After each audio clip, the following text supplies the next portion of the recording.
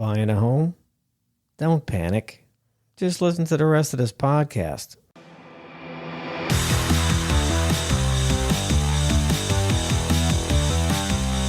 All right, everybody, welcome back to another episode of Home Inspection Authority's Straight Talk Podcast with me, John Laforme. I'm a CREIA certified home inspector from Los Angeles, California, and the topics we discuss on this podcast are about buying homes, selling homes, inspecting homes. So if you're a home inspector, home buyer, real estate professional, this podcast is definitely for you. Okay, I am here today with Jeff Schulte. Did I say it right? How you doing, Jeff? I'm doing well today. How are you? I'm doing good. Jeff is a licensed pool contractor. And how many years you been doing this? I started in 1972, so 50 years. Wow, that's a long time. Your own company, S&S? S&S for the last 11 years. For 30 years before that, I was Encino Pool and Spa. Oh, okay. And before that, I was Tom Thumb Pool Service. Tom Thumb Pool Service. There you go. So I know that you inspect pools because that's how we met. I met you on a home inspection. I think it was to a realtor named Allison Turner. And I'm pretty sure that's how we met. And I really liked you when I met you. Real nice guy, informative.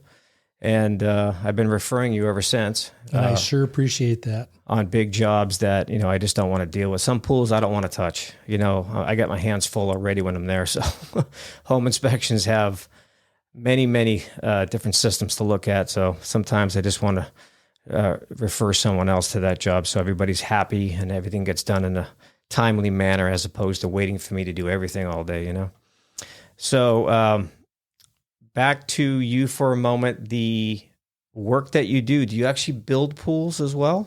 Right. We build new pools, spas, and the new cocktail pool, which is a miniature pool. Sometimes it has a spa, sometimes it doesn't. We also do water features, fountains, waterfalls.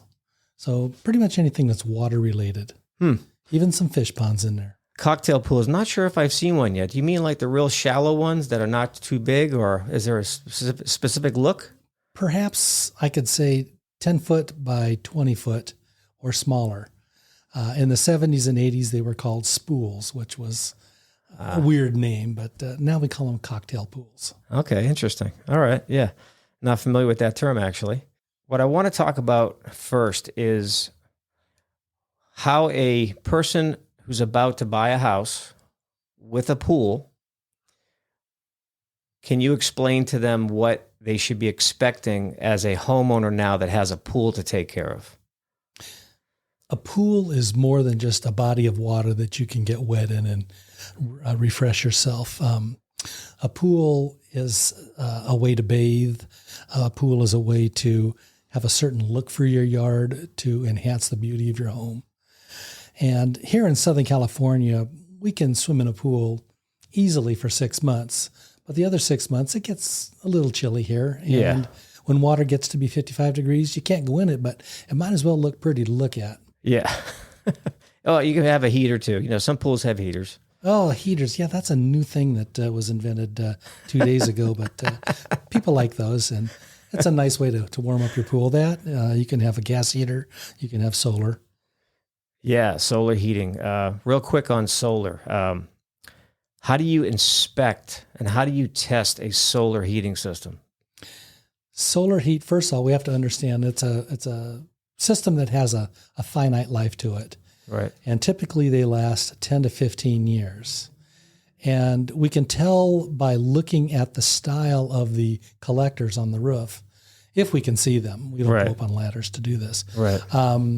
What era they are. And if they're over 10 years old, we would say, okay, we need to test this system, and we turn it on, see if it leaks from the roof. If it leaks, then we know that there's a problem, and gotcha. It's got to be replaced or abandoned. So that's pretty much how you see if they're bad, if they leak. Otherwise, they typically work. They're either on or they're not. Got it. Okay. That's simple enough.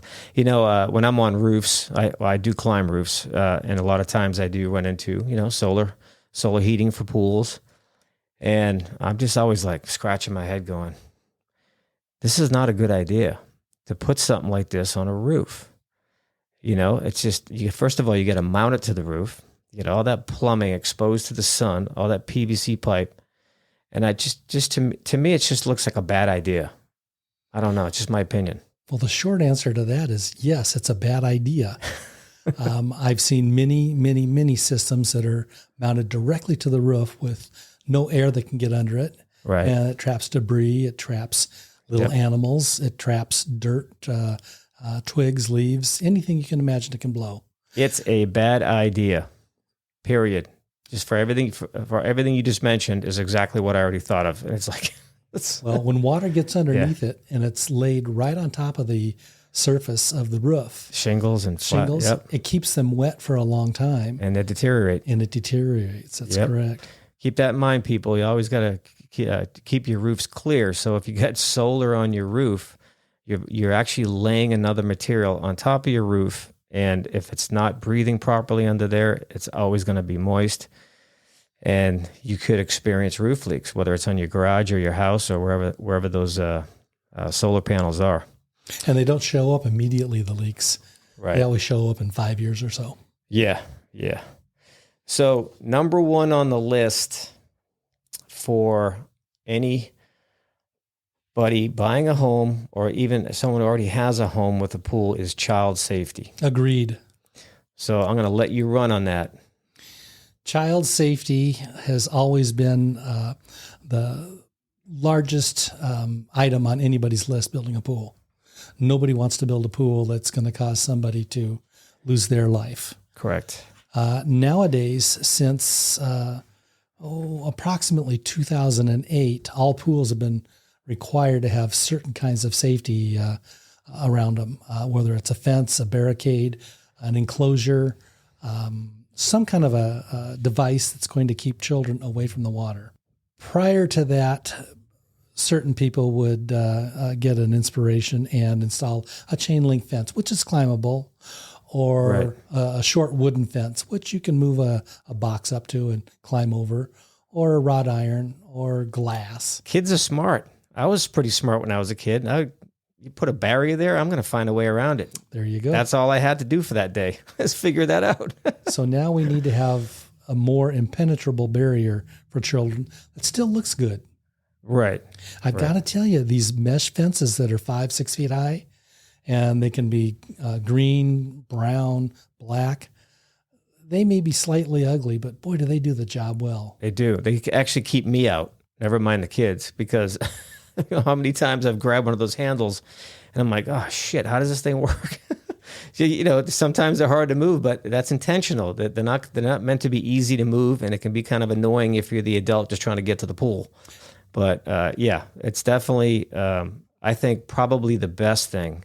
By the time a child is sophisticated enough to defeat the fence, they're old enough to swim. That's a good point. And what I want to add to that real quick is what I've known, my experience inspecting homes with pools and talking to my clients, the buyers, even their realtors sometimes. When I bring up, you got to remember all these side gates around your house are designed to keep people out, not just your kids, not just your family, but everybody in the neighborhood. And when I tell them that, the reactions I get are pretty astonishing. It's like, they're like, wow, I never thought of that before. I'm like, yeah, you got to remember, if you run down the street to the store and you leave your gate unlocked and then some 3-year-old just wanders out of his own yard and wanders into your backyard, who knows he's there? So you can't do that. That's exactly right. And the gates that are on the sides of your house, they open outward towards the street. They're away supposed from the pool. And a child, even if they could figure a way to open the gate, can't necessarily figure out how to move that without bumping themselves. And the gate closes by itself. Right. So self-closing, self-latching gates. And what's the height on that? 4.5 feet, 52 inches. Okay, 52 inches. So I just did a house yesterday, a very expensive house, and the gates were not working right on that. So it doesn't matter how expensive your home is, how old your home is.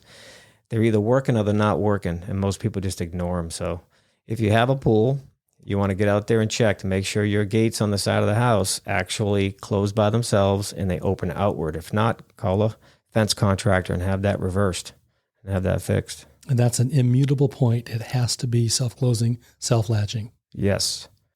In addition to fencing around the pool or fencing on the side of your house or an automatic cover that completely closes and you can walk on, besides all of those other devices that we can put on, including alarms, the main drain covers need to be certified, and they've got to have certain markings on them.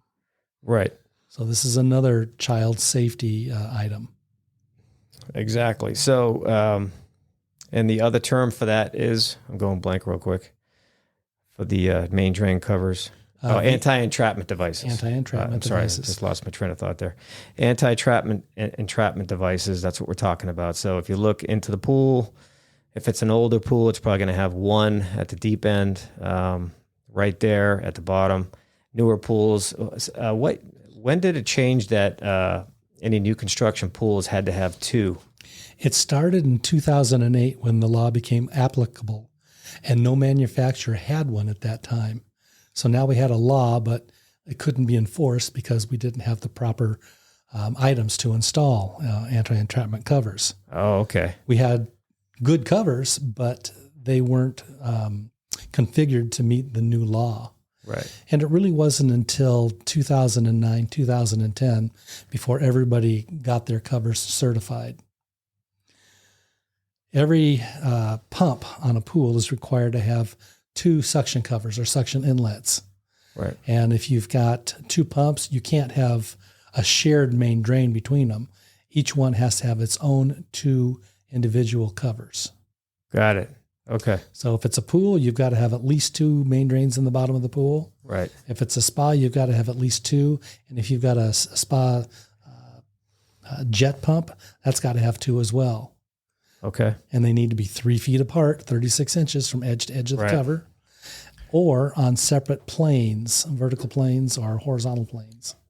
Back in the 60s, pools were plumbed with two suction systems, one from the main drain and one from the skimmer.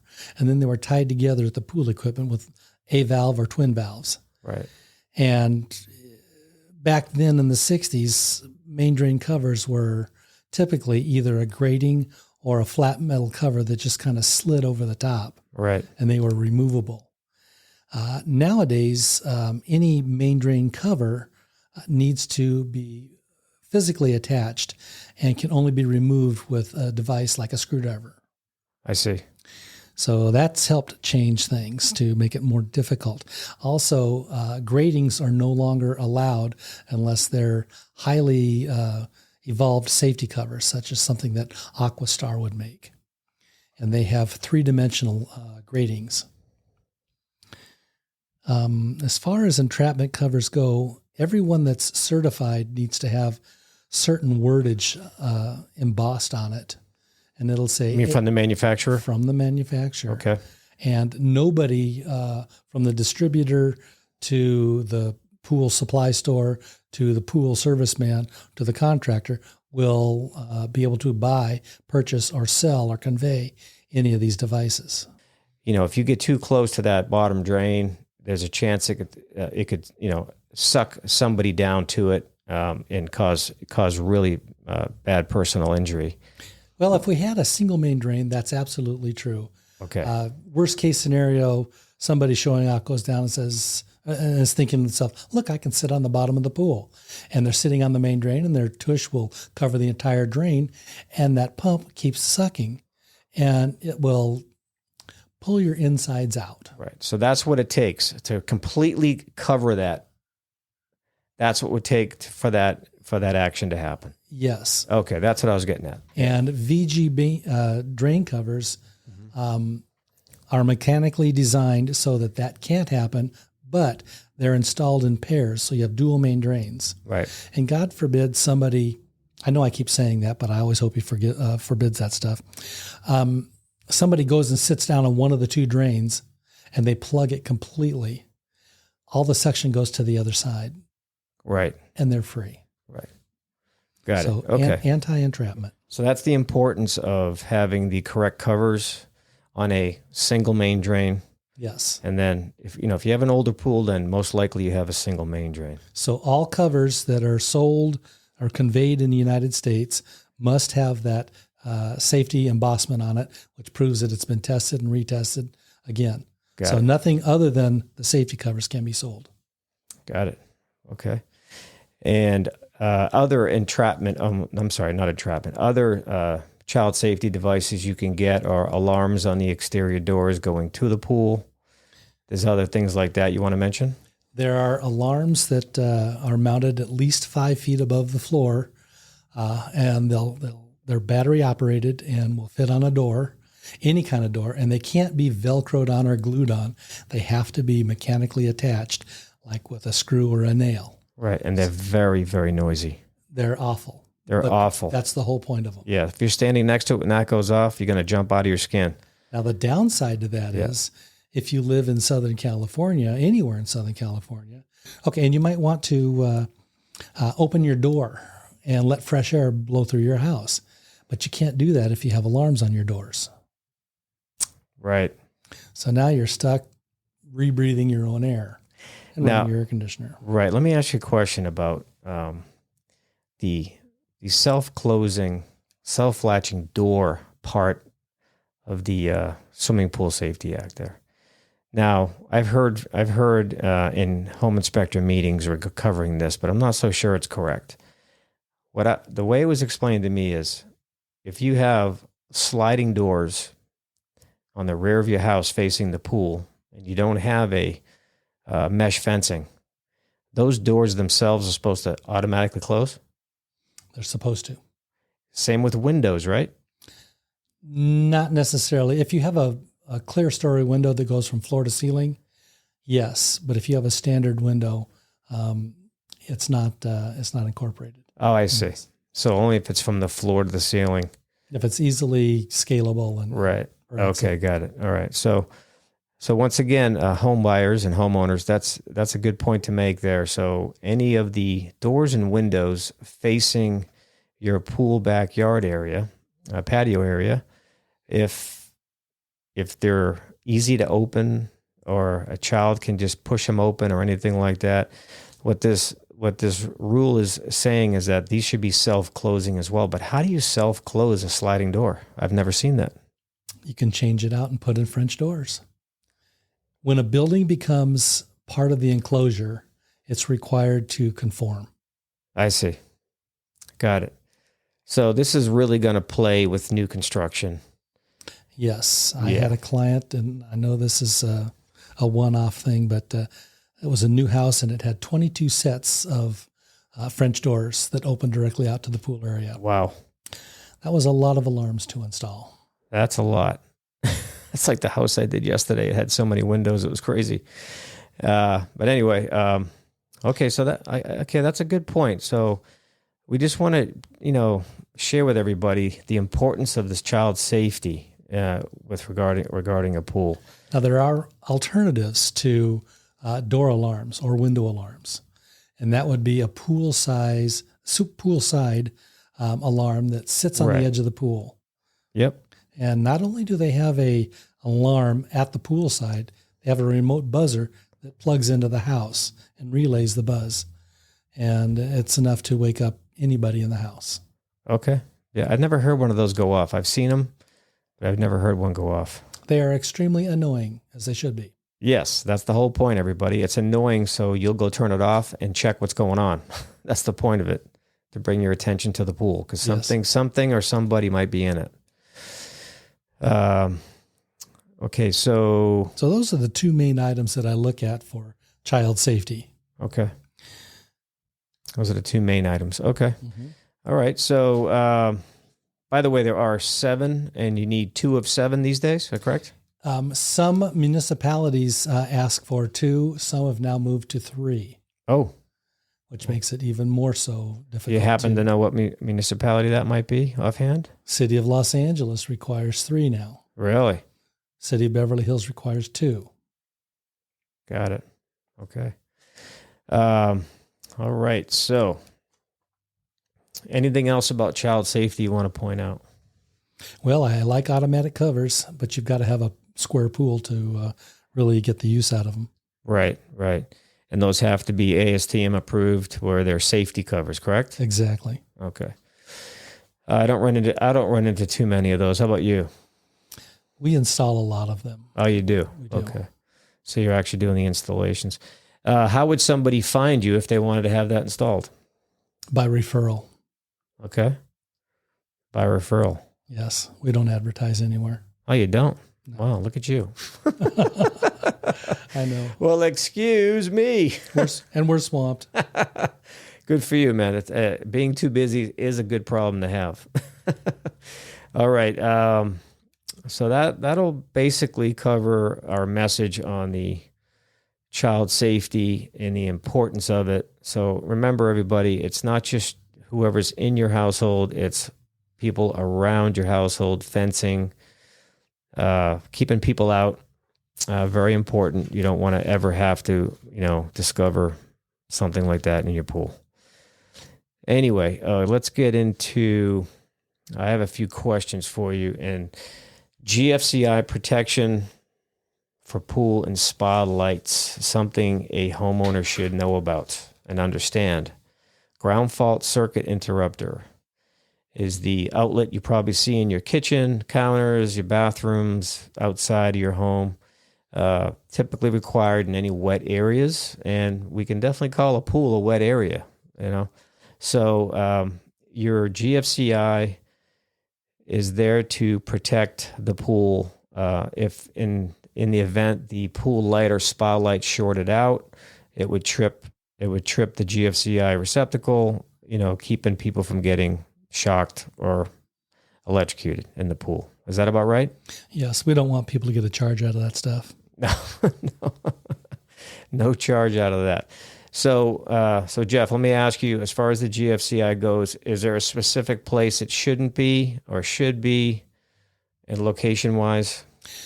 A GFCI is required for any electrical light that's immersed in the pool, and you can have multiple lights attached to one GFCI as long as they're all on the same switch. But it's typical for a pool contractor to install a GFCI with a receptacle in it at the pool area so that a workman can use it for power. Right, servicemen can plug in there, sure. Problem with that is other contractors are not aware that has to be a dedicated line just for the pool lights.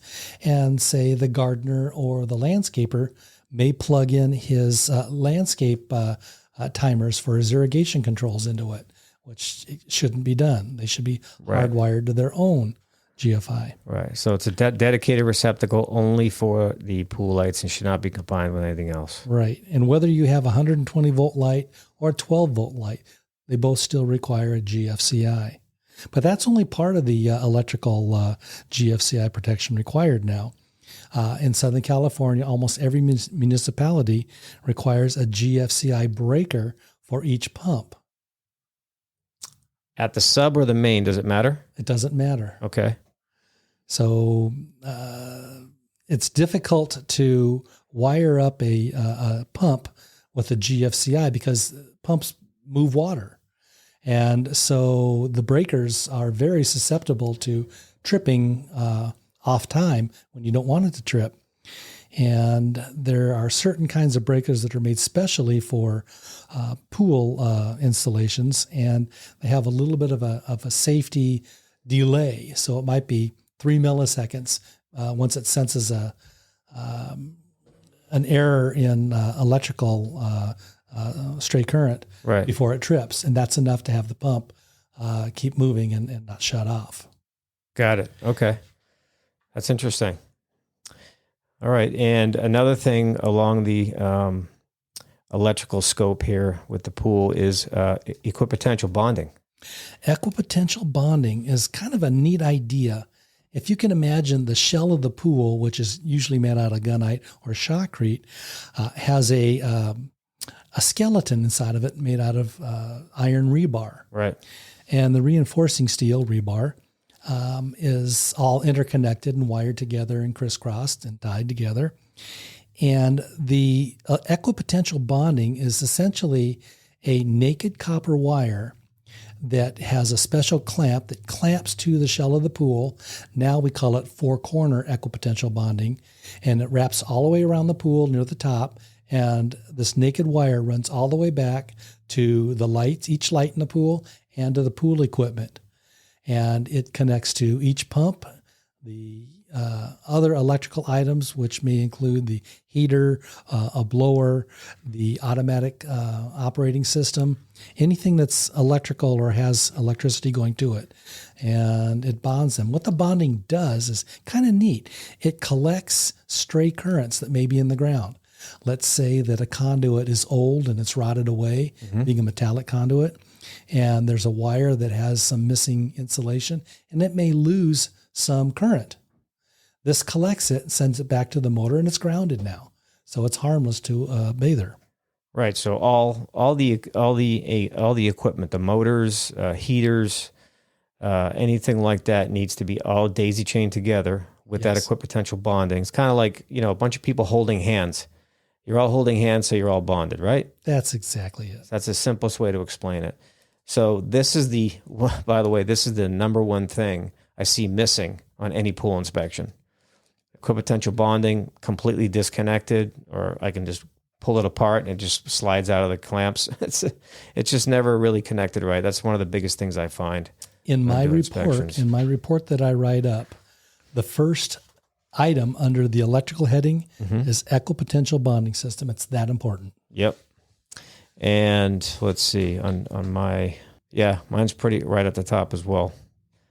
Bonding present, bonding not present, bonding needs attention, all kinds of stuff. And I have an explanation on it as well. So these are the two main items that I look for when I'm looking at a pool: child safety and GFI protection. That's everybody's safety. Yes. Yeah. So that goes from child safety to everybody around safety. Getting into the electrical. Electrical is pretty important, especially, we all went to school, and I'm pretty sure they told us all, water and electricity don't mix. So you got to be careful with that. And another point I want to ask you about is, if you have an old pool, who knows what that electrical is going to look like? I mean, I've seen electrical in old pools. It's never the same. It's always just looks like it's slapped together. You got a timer box. You got two pieces of conduit coming out of the ground. You got a timer box sticking on top of it. Bonding's missing. Plastic safety cover inside the timer box is missing. It's not even an outdoor box. It's an indoor box missing the seal. It's rusted everywhere. So what can you tell us about how that should be installed in an older type pool? Like what kind of repairs would be required to bring it up to date? Most people look at a swimming pool and the tile is dated and the plaster is stained and maybe the deck has some cracks in it, and they want to freshen up the look of the pool. Right. But the look of the pool itself, that's only one system, the beauty of the pool. Cosmetics. Yeah. But there's also the electrical system. After 30, 40, 50 years, a pool needs to have a new electrical system installed and may need to have new plumbing installed in the pool. Sure. So pre-1970s pool is going to have copper. It's going to have copper. Yeah. Copper has a finite life between 40 and 50 years in a pool environment. Yep. And after that, you're on borrowed time. It'll develop pinhole leaks, and it'll have lost some of its thickness through corrosion or erosion. Right. And it's time. Diving boards and slides. Let's talk about that. Okay, I'm going to have to tell you a story. All right. To get into this. I know this is anecdotal, but it's what happened. Around 1974, 75, a guy like me built a pool for a guy like you. Okay. And then you sold the house to somebody else, and he rented it out to another party. And then that third party who was renting the house had a party, a crazy, wild party. California style, right? California style. And one guy seemed to drink a little bit too much. Was having a great time. That was probably me. And he jumped off the diving board and he cracked his head on the bottom of the pool. They pulled him out and he was a paraplegic, and they didn't know what they were doing, and they moved him and he became a quadriplegic. Oof. And his attorney sued the guy who was renting the house, the guy who owned the house, the guy who owned the house that had the pool commission to be built, the pool builder, and the local municipality. And he won against everybody. Wow. The people that built the diving board, of course, lost the biggest amount of money. And they picked up stakes and they moved out of California. In fact, all the diving board manufacturers did. They moved to Arizona. They moved to Oregon, anywhere but California. Now, today, you cannot install a diving board in a pool because your insurance company won't let your business liability do it. You can't do it. Right. It's too expensive, or they won't cover you. And as a homeowner, you have to have a special insurance if you have a diving board, and they will make it easy for me to say. They'll make it prohibitively expensive for that insurance so that you just take the diving board out. Got it. Nobody builds them in California. So if let me create my own little story here, little scenario. I'm going to buy a house and it has an old pool and it's got a diving board and a slide. How does that affect me aside from the insurance part? Am I going to be required to take that out, or is that my own choice if I don't want to pay for the extra insurance?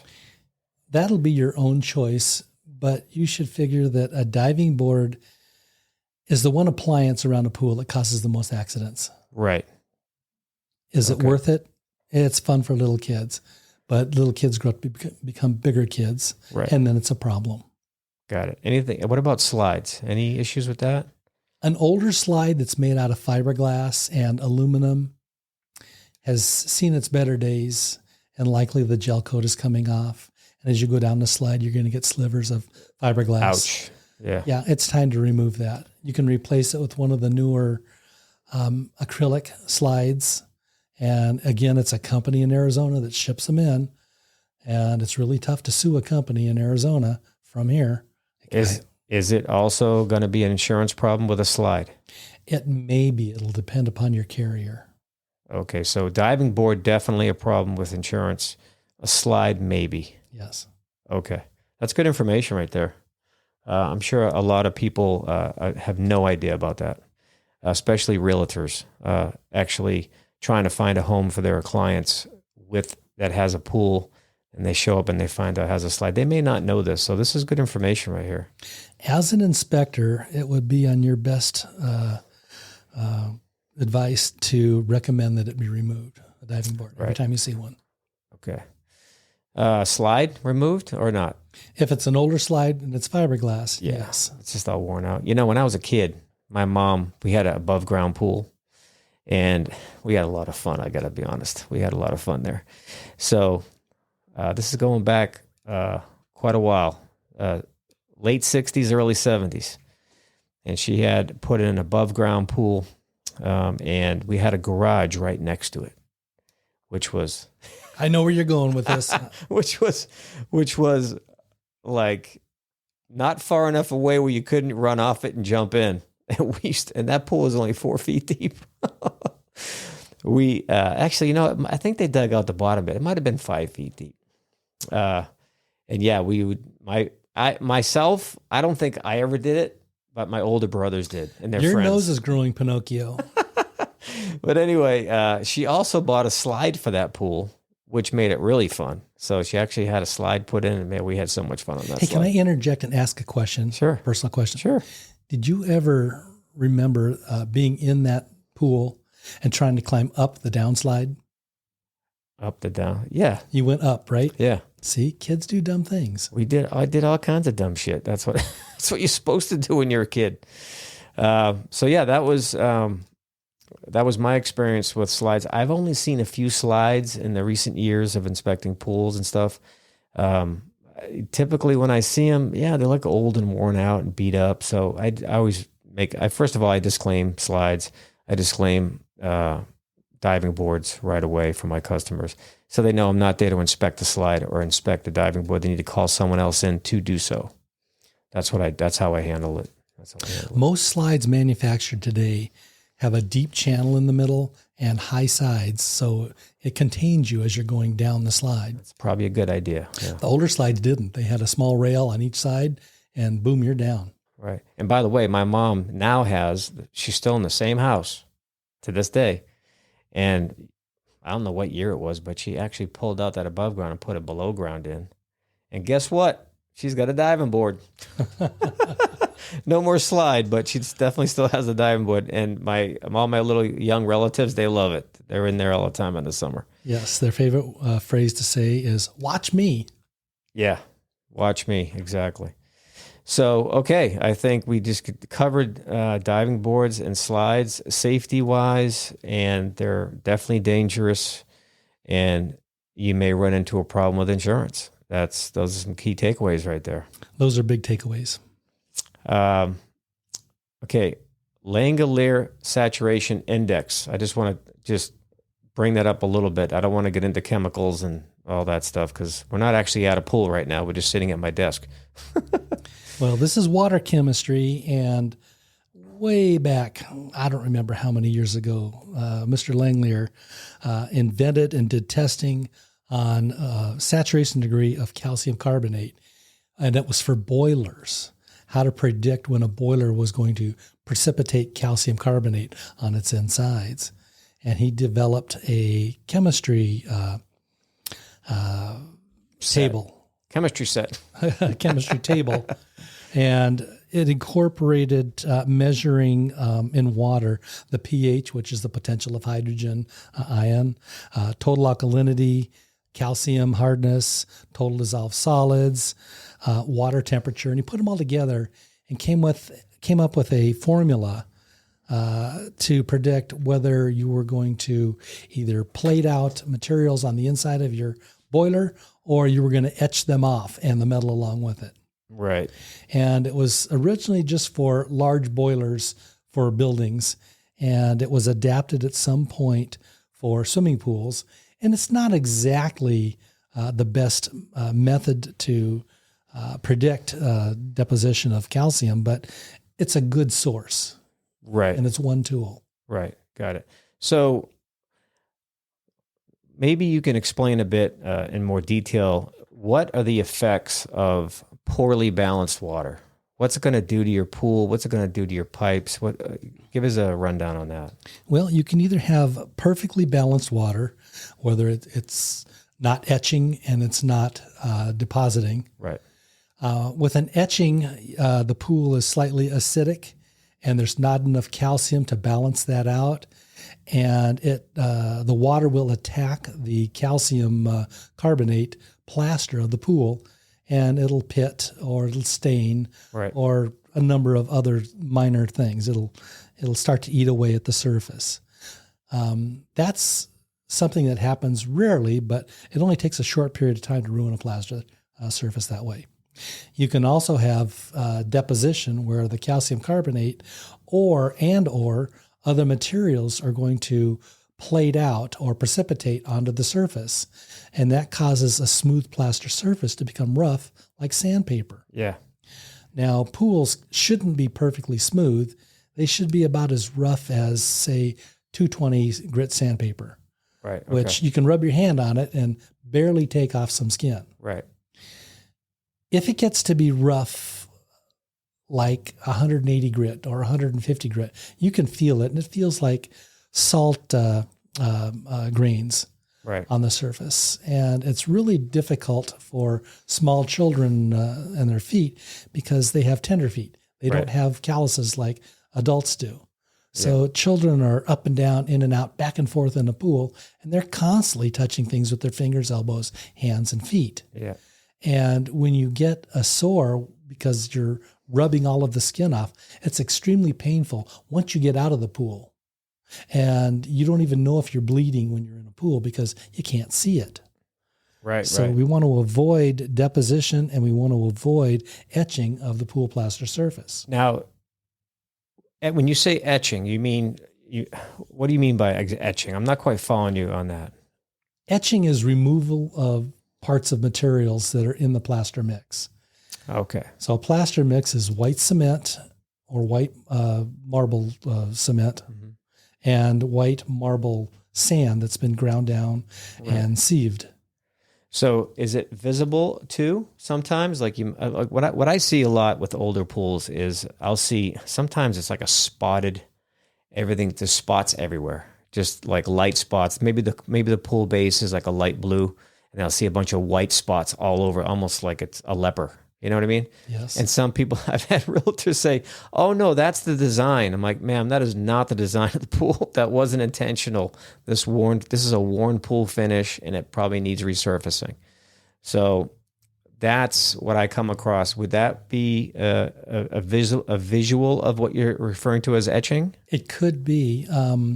Most plaster, 50% of pool plasters are white. The rest are colors or pebble finish.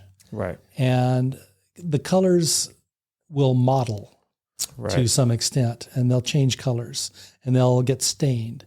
And it's very noticeable in a pool. If you have a black pool and it models gray or white, you notice it. Right. Now, white pools also model, and it models white on white or gray on white, and it's not as noticeable. Right. Once the minerals and the metals start to plate out, then you get greens, grays, blues in the plaster.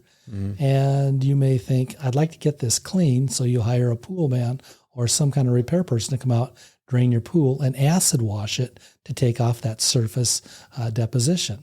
When you do that, it makes the pool rougher.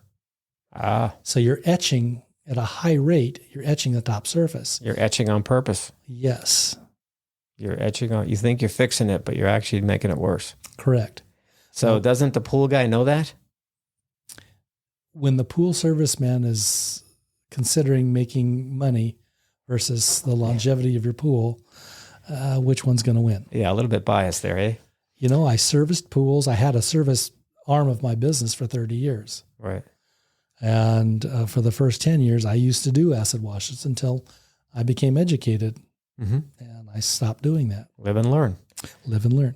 The neat thing about pebble finish is that it doesn't readily accept stains. It doesn't readily accept depositions. And just as a personal thing, the very first pool I pebbled was in 1988. And I had a chance to see it 2 years ago, and it still looks brand new today. Wow. Yes. So pebble finish, what I typically see with a pebble finish pool is it's also saltwater pool. So can you touch on what it means to have a saltwater pool system? A saltwater pool has, of course, salt in it, bags and bags of salt, but it's got a little unit, an electronic unit that takes the salt and puts it into its little ion particles, sodium and hypochlorite. You're referring to the salt cell. The salt cell separates it into, salt is NaCl. Right. That's the chemical composition. It separates it into Na plus and OCl minus in aqueous environments, like pool water. Yep. The salt cell takes that chlorine ion and separates the oxygen from the chlorine. And there's a whole number of little things that happen. But basically, you end up with a chlorine gas, which off-gasses up into the atmosphere, and ozone, which off-gasses into the atmosphere. The ozone, which is O3, is highly unstable. So it splits apart and creates more pure O2 molecules, and that's what actually cleans the pool water. It disinfects algae, bacteria, things that shouldn't be in pools, should be dead. So it's the off-gassing of the oxygen that actually clean the pool. Chlorine, we've all heard the stories of small children being in a pool for a long time and they get green hair. That's from chloramine. And chloramine is another thing that happens to pools where... Wait a second. I got to interrupt you. You mean to tell me all the teenagers I see walking around with different colored hair might have just gotten out of the pool? If it's green or blue, yeah. That's the latest hairstyle color. My oldest daughter, That's so funny. Blonde hair in the winter and green hair in the summer. But that's from, we're not going to get into this, but right. That's from ammonia in the water, which gets there from human sources. Now for a quick word from our sponsor. Are you a music lover but don't know how to play a musical instrument? Then check out GuitarNinjas.com, LA's leading music school for both kids and adults, specializing in guitar, bass, and drum lessons. Locations in Los Angeles and Orange County, or worldwide with online lessons. A unique, gamified way of learning to play music. Membership includes access to our app and desktop portal loaded with lesson videos and other useful learning tools. To book a free trial lesson, go to GuitarNinjas.com and mention this podcast. Rock on. Right. So back to the salt cell and the components that go with having a salt system. It's my understanding that initially, when the pool is being built or being filled with water, you literally have to dump bags and bags of salt into there to get it going, correct? Yes. Typically that's done approximately 30 days after the pool has been refilled, especially after being plastered. Okay. Because we don't want the salt to interact with the fresh plaster surface. Got it. So let's say 30 days later, you're putting in 800 pounds of salt. Wow. And you want to bring the level up to 3,000 or 3,500 parts per million of salt in the water, which doesn't sound like a lot. And you can barely taste it or feel it in the water. Okay. Now, you can turn on your electrolysis machine and it'll start to create chlorine out of that salt. Right. That's the part I wanted you to explain. Yeah. Okay. How one component turns into the next. Well, it used to be that most pools were chlorinated, either using liquid bleach or a very strong form of bleach or dry tablets. And they'd create a very strong chlorine presence in the water. Yeah. The salt water creates a very low presence of chlorine, but it's enough to kill any living thing in the pool. So your bacteria, your algae, your little nasty little bugs, right, they all die. But the level isn't so strong that it's going to dry out your skin. Right. In fact, with a saltwater pool, it makes your skin feel good. You feel luxurious. Right. Right. Maybe like a soft water softening system. Yes. Hard water system. That's a different thing. A saltwater system, not saltwater, soft water system right. isn't necessarily good for your pool. Right. Your pool needs some hardness. It needs some minerals in order to reach its water plaster equilibrium. Got it. Yeah. So, in other words, a saltwater pool is not like going in the ocean. No, it's about 1/8 or 1/9 as strong as the ocean. Right. So that's what I wanted to cover that today. So, you could drink that water and not die. Right. People understand, well, do I have a saltwater pool, what it means. I just wanted to get into that. So thank you for that. That was helpful information on that. And now let's get into copper pipe and how it... so we're talking about the plumbing system now. Plumbing system, which is copper pipe, which is typically a pre-1970s pool, correct? That's exactly right, pre-1970s. Okay. In 1970, the first plastic pipes were coming out and found to be suitable for pools because they didn't interact with chemicals. Right. They didn't send copper ions back into the water to be plated out onto the surface. And they were smooth on the inside, and they were always going to be smooth. Right. Now, the chemical makeup has changed the formula for PVC pipes over the years. And now it's even stronger and less brittle than it's ever been. Right. Very strong, very good plumbing for a pool. Right. So what that means, home buyers, is if you're buying a old home, anything prior to 1970, doesn't matter if the pool was built with the house or not. If it's built before then, it most likely has copper piping, unless the people you're buying the home from actually already replaced it. Now, to replace all that piping requires jackhammering up any concrete decking around the pool. Am I right? Yes. So you got to remove all that to get to the dirt under it, to dig up those pipes, and then replace that copper with PVC. This is a very extensive amount of work. What do you think something like that would cost? The ballpark range would be $5,500 to $8,500 for a typical pool and spa. Okay, and that includes pouring the new deck when you're done and all that? Yes, but typically you'd be changing your 50-year-old deck out as well. Right. So that helps the cost. Copper pipe has a life of 40 to 50 years in a pool environment. Okay. And if a pool was built prior to 1970, that pool is 50 to 60 years old. Yeah. And it's way past. It's on borrowed time. Borrowed time. So if you're noticing, hey, I keep losing water in my pool. Why do I keep losing so much water in my pool? Why does it keep going down 2 inches every couple of days? Well, you probably have a leak somewhere, and that could be caused by the copper pipe. Could be caused by the skimmer. It could be caused by multiple things. That's right. Yeah. So, in other words, there's really no upside to keeping your copper pipe. Just the cost. Yeah. So that's it. So it's inevitable. It will eventually deteriorate and become a problem. So that's what it means when your pool inspector tells you that you have copper pipe. You can expect to do repairs or replacement in the future. And now let's talk about something else that comes with copper pipe, and that is a copper skimmer. Copper skimmers were and have always been rare. And some of the least expensive pools built in Southern California had a complete copper shell for a skimmer. And there was an actual filter in that skimmer. And we called it a skim filter.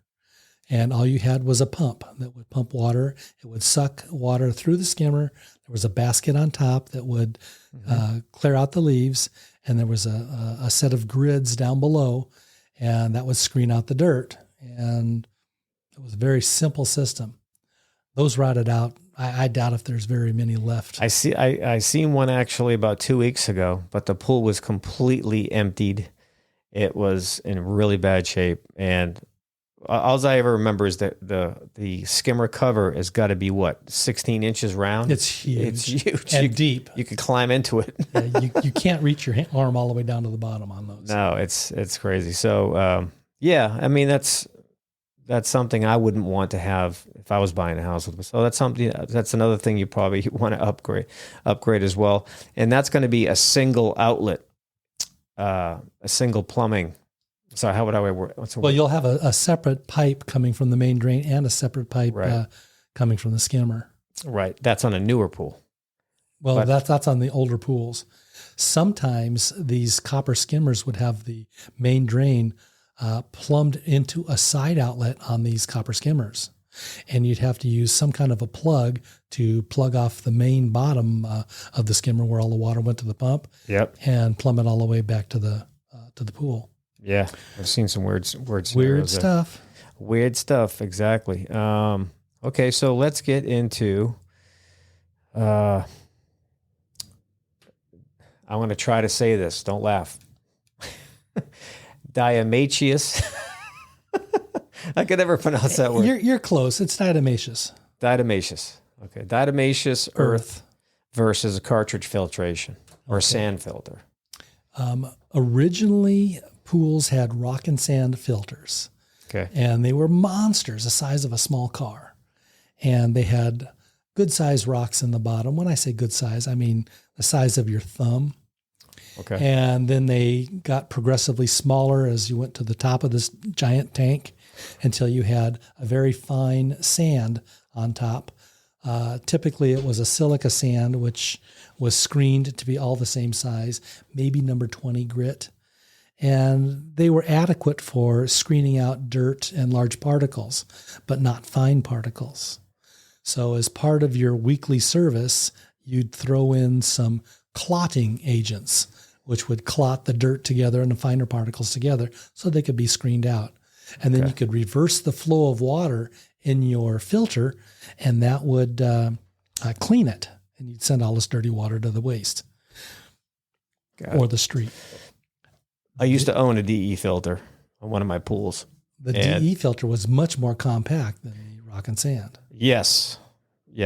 Much more compact. So go ahead. You were talking about the So DE. the DE filters, diatomaceous earth filters, had a series of what we call grids on the inside, and they were wrapped with a fabric. And the fabric would get dirty really quickly if you didn't coat them with a material that was easily cleanable. So in Lompoc, California, they discovered a huge mountain that was just full of readily diggable diatomaceous earth. And it's calcified diatoms that were in the ocean that just settled out and died and settled out.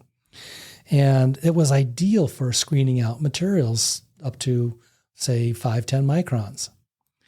And you could not have to clean the filter for, say, 3 to 4 months. Then in the summer, you might do it twice. But it made pool cleaning a lot easier. And the water was even cleaner, more sparkling than before.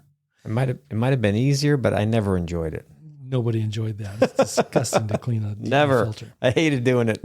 And then they started to make, a couple of companies made cartridge filters, which had dozens of little cartridges in them. And it was easy to take apart. It was a pain to spray them off with a garden hose, but it was easier and less mess than diatomaceous earth. But it took longer to clean. And over the years, these have been... it's kind of like a balancing act. Which one's better? 6 of one, half dozen of the other. Yeah. So it got to the point where manufacturers kept refining their product, as they always do. And nowadays, today's filters, cartridge filters, are right up on par, easy to clean, easy to work with, and they screen out a very high grade of particles. Right. So is there when somebody has to make that decision, they're in the pool store, they got the salesman in their ear going, okay, you need the DE, and another guy's over here, no, you need the cartridge. Well, my pool guy says I should get the cartridge, but the sales guy says I get the DE. What do you do? What do you want, a Chevy or a Ford? It's either one will do the job. Okay. That's a great way to answer that. Thank you. I get asked that all the time. What's the difference? I'm like, you know what?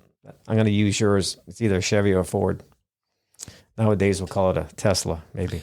Or how about a BMW and a Mercedes-Benz? There you go. Okay. Agreed. All right. So that's okay. Coping, tiles, and decking. Decorations. But let me ask you a little bit about loose coping. Loose coping, typically I see there's no expansion gap between the decking and the coping, there's no expansion gap at all. So you got concrete touching the coping. Expansion contraction is going to move that stuff and loosen it up. I get all that. But I have seen cases where I'm pretty confident bond beams were cracked. It's all related. Yeah. So can you explain more about the bond beam and how that affects the pool? Well, a pool is built into the earth, and it's not going to move at all. The deck is floating on the upper crust of the earth, and it moves up and down. And on the hottest days of summer, a concrete deck will flex and expand maybe 1/8 of an inch every 10 feet. Wow. And if it expands toward the coping, it'll push the coping out into the pool, and the coping is affixed to the top wall of the pool or the bond beam of the pool. Right. And it'll take part of that, anything that's above the last bar of steel, and push it and break it over time. Yep. So that'll break right through the tile. Now you've got this neat horizontal crack going around your pool. Yep. Well, if you have an expansion joint that prevents the deck from touching the coping, let's say it's a piece of 3-inch tall by 1/2 inch wide foam, that'll prevent the two from touching. Right. And then you tear off the top of the foam once the deck is built, and you backfill it with a little bit of sand, and then you pour expansion joint material like DecoSeal, over the top. Mm-hmm. It's a polysulfide based material, and it's flexible. It's pliable. Works great for 5 to 10 years. Yep. And if you see that around your pool and it's all deteriorating, it's time to pull it out and replace it, because you don't want water getting in there. You don't. You want the pool to be dry right next to the pool. Right. So can you go into a little more about why you don't want water getting in between the deck and the bond beam and all that? There's such a thing as a standard engineered pool, and it has a bond beam going around the top, which is kind of like the thicker edge around a can of Coke. Which you can't see. Just so everybody knows, you can't see the bond beam. You cannot see it. It's covered with the coping and the pool tile on the face. Just in round numbers, let's say the wall of the pool is 6 inches thick for most of it. But up at the top, it gets thicker, and it's maybe 12 inches thick. And there's more steel running around the top of the pool wall, and that prevents the pool from cracking. Right. Every time somebody jumps into a pool, they're displacing a certain amount of water, and that's a force against the wall of the pool. Right. And if the pool is designed with a standard engineering detail, that means it's got minimal steel in it and minimal concrete in it. And it's meant to have a deck which allows the soil under the deck and next to the pool to remain dry and resist that force of somebody jumping in. Right. Or the occasional earthquake that we get in Southern California. Right. Okay. A custom engineered pool might have what we call either a freestanding detail or a no deck detail, which means it has more steel in it, has more concrete in it, and it's able to resist even when the earth next to it is wet and less able to resist forces. So the pool itself will resist. Got it. So nowadays, one of the trends is to build a pool and have grass come right up next to it. I was just going to say that. I can read your mind from here. I don't like that. I saw that. I saw you say that. I can read your mind. I don't like that when the grass runs up to the coping. Yes. You're dragging all the grass and the dirt into the pool every time you go in it. Well, you can imagine everybody's got a job to do. So when the gardener is blowing the leaves and there's nobody looking, he's going to blow those leaves into your pool. Oh, that's another point. Oh, that's a pet peeve of mine, gardeners. Yeah. Sometimes they don't mean to, but they do. And every time I leave for work in the morning to go inspect the house, there's a gardener that hears it, and he knows I'm going to a certain house, and he shows up the same time I do and annoys the shit out of me with his leaf blowers. I don't care about the lawnmowers, but the leaf blowers, man, that really hurts my ears. Those guys piss me off on a daily basis. And I'm like, here they go. Here we go. Everything was quiet, and here comes the gardener. Noise pollution for the next 2 hours. It's like, oh, come on. Anyway. Lawn against the coping. So people are designing, I want people to understand this that are listening or watching. When you are running the lawn right up against the coping, the pool is designed to be that way, correct? It's designed to have wet soil against it because it doesn't need strength in the soil to keep it from flexing. And it doesn't need the concrete decking to help support it as well. Correct.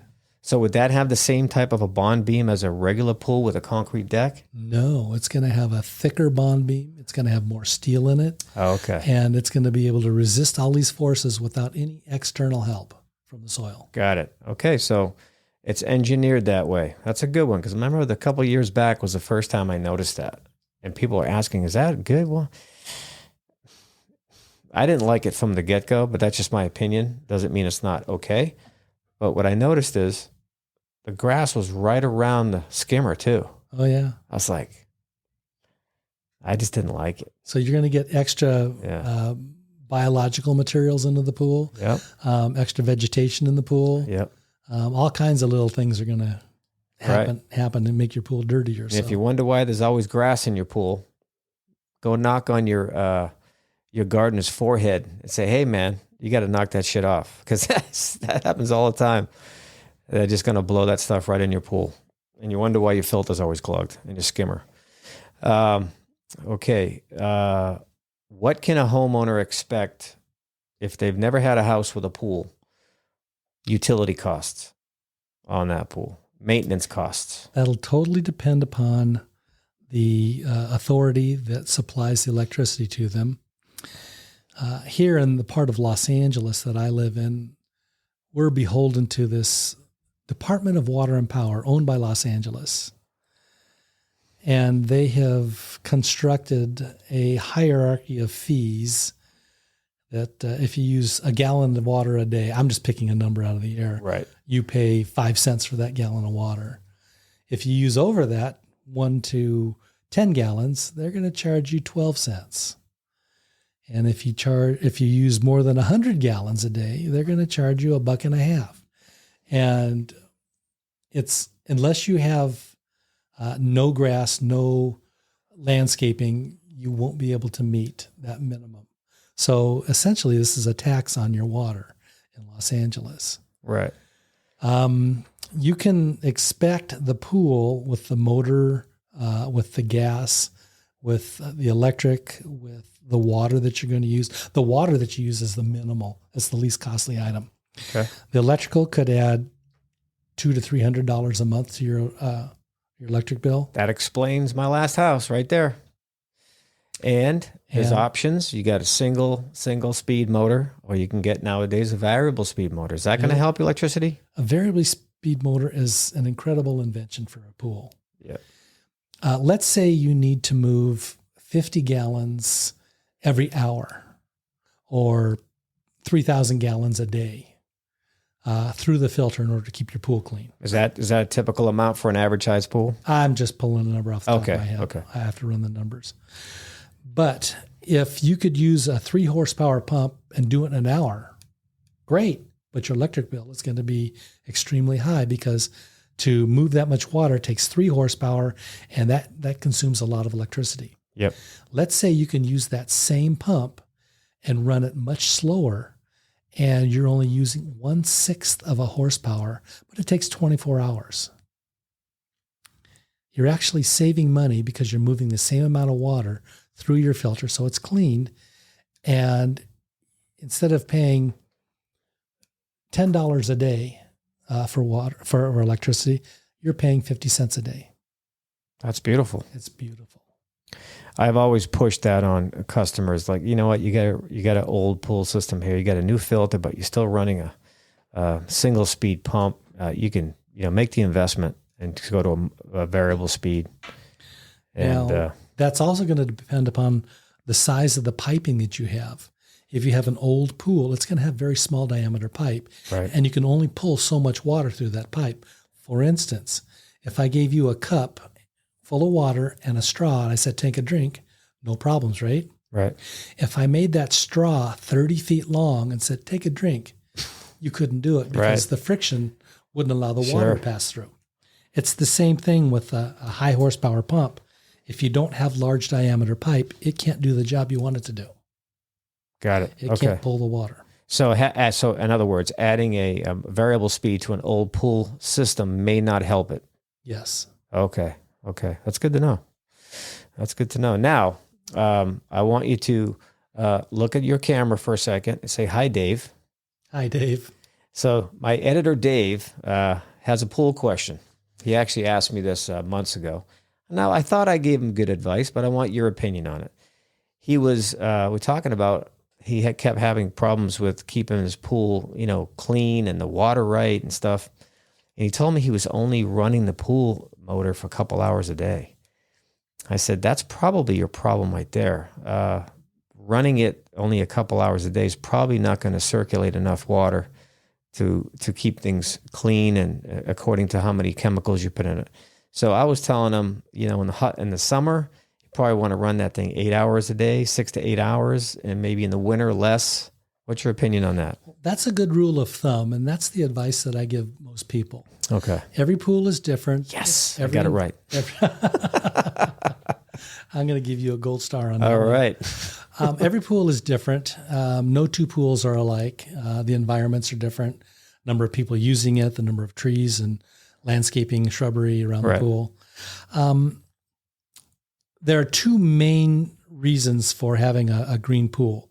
Number one is not enough chlorine or sanitizer, and the other is not enough filtration. Now, almost everything else that we can think of that happens to a pool has to do with one of these two items. If you have old water where it's got a high concentration of dissolved salts and minerals, it effectively buffers against the chlorine and keeps the chlorine from working and doing its job, killing the bacteria and the algae. If you don't have enough filtration because your filter's dirty or your filter's undersized or you're just not running your pump long enough and getting all of those gallons of water through your filter every day, you're not screening out enough debris or dirt or pollen or whatever happens to fall in your pool. Right. So those are the two main reasons. So the first thing I would say is run your filter a sufficient number of hours, your pump sufficient number of hours. And number two, make sure you always have a high level of sanitizer in there. During the summer months, during the winter, very, very low chlorine consumption. Okay. So how many hours? Was that about right? Yes, 8 hours in the summer, 6 to 8 hours in the summer, and 4 to 6 hours in the winter. Okay. Good rule of thumb. All right. There you go, Dave. That's for you, Dave. You're welcome. So let's see. What else did I have here? We talked about that. The coping. Time of duration. Yeah, we talked about that. You have anything else you want to point out, like just for general pool ownership? Yes, there's a high cost that nobody will tell you about, but I'm about to tell this to you today. And get out your pens and pencils because this happens to everybody. I'm ready. When you first get a house with a pool, every weekend in the summer, when it's really hot, all your neighbors, your friends, your relatives, everybody's coming over to your house and you have to feed them. That's the single biggest cost of owning a pool. That's great. I never thought of that. Institute the Costco rule. Nobody comes over to your house unless they bring a case of something to drink, the snacks, something to put on the barbecue, something to contribute to the cost. Something to offset that all that water being dragged out of your pool every time somebody gets in and gets out of your pool, because you will be refilling your pool later. And adults pee in the pool more than children do. That's true. I think that is true. I'm probably guilty of that as well. We all are. I haven't been in the pool for a long time, so I don't remember. So I want to, that was great. We covered a lot for home ownership. Swimming pool ownership for homeowners. Whether you're first time pool owner, I've owned a couple of pools. It's a lot of work, to be honest. It's a lot of maintenance. You got to get a pool guy, which is probably $100 a month. Around that. $100 a month. Some guys probably charge $150. So there are costs that come with owning a pool. I know all of you are like, oh, I'll just do it myself. I'm a DIYer. You'll get sick of that in about 30 days of trying to maintain that pool. It's a lot of work. And if you're a busy person, just get a good pool person. Keep an eye on them. You may want to recycle them every 6 months, just like your gardener, because they all get lazy and get complacent. So keep an eye on who you're hiring. That's my tip, because I'm talking from experience. I've had a couple pools. I've had pool guys. I've had great ones and really bad ones. So now I just want to go over, what advice would you have for home inspectors? What are the main things they should be looking for aside from the child safety that we already covered? Yeah, the child safety for a swimming pool is part of the home inspector's right. Well, yes. milieu anyway. We're now required to, if we inspect a house and we're not there to inspect the pool, we still have to comment on the Senate Bill 442, which is the swimming pool safety. So we do have to comment on that in all our reports, whether it's a in-ground, above-ground, spa as well. And a body of water, swimming pool body of water is 18 inches or deeper, right? Or deeper. Yes. Or deeper. So big, even with that apply to like a huge water fountain that was like 2 feet deep? Yes. Yeah, it would. Yes. Okay. So that's another thing that probably a lot of people are not aware of. When I say that, I mean homeowners and home inspectors. You get a really big fountain on the property, and it's got more than 18 inches of water. It's considered a pool. It's considered a pool, and it should have safety devices. And if you have children, you got to be aware of that. You may want to fence that thing off if you have small ones, because they could easily climb in that thing and fall in. Because typically the water fountains are not that high off the ground, but they're deep. Some can be deep, like it's dug out underneath, like it's deeper than the ground you're standing on, in other words.